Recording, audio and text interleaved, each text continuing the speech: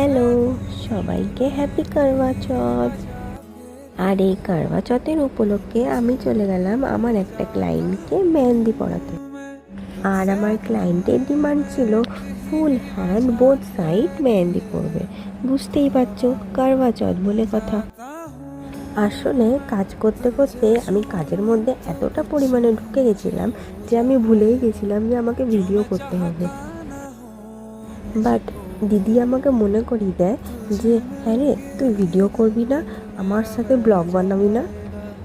আর একটা ক্লায়েন্ট যখন মন থেকে রিভিউ দেয়, তার থেকে বড় আর কিচ্ছু হয় না একটা আর্টিস্টের কাছে।